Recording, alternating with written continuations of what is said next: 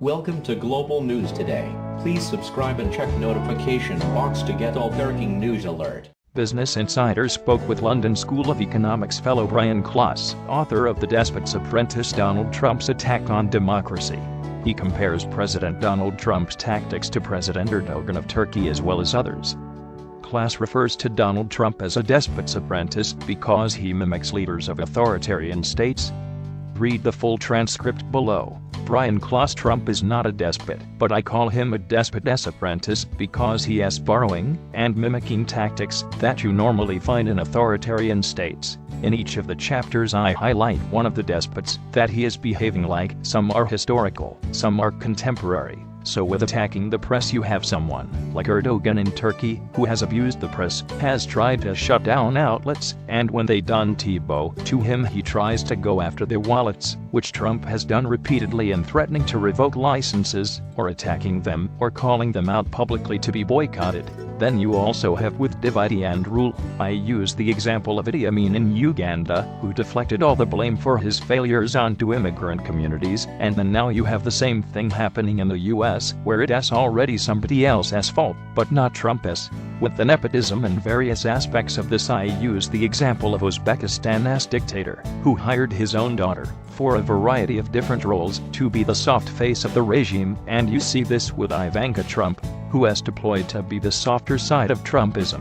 In each of these chapters there is an aspect of authoritarianism. America is still a democracy, there is no question about that, but we have to wake up and realize that these echoes of authoritarianism, these tactics that are being brought into the United States by Trump, are pushing the United States further towards authoritarianism. And that is the term I use, it is creeping authoritarianism. Each day, little by little, we get used to a bit more unacceptable behavior. Trump has had these running feuds. He attacks Mexicans. That is how he started his campaign. He demonizes migrants and Muslims, and then he always has this constant feud with black athletes, right?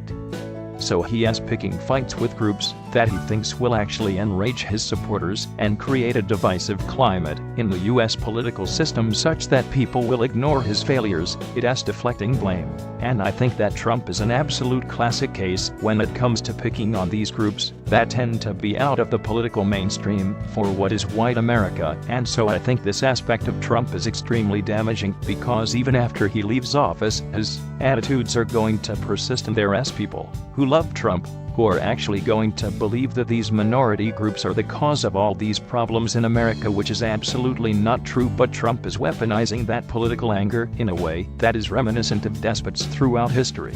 If you remember the first time you heard the term fake news, it probably shocked you, whereas now, it is a daily occurrence. The first time he called to jail his opponent, shocking. Now almost a daily occurrence. Now all of this is causing normalization of authoritarian tactics we used to see outside of Western democracies being transplanted into America, and that is going to have long-term consequences beyond Trump. Produced by Jasper Pickering. Filmed by David Ibeck. Research by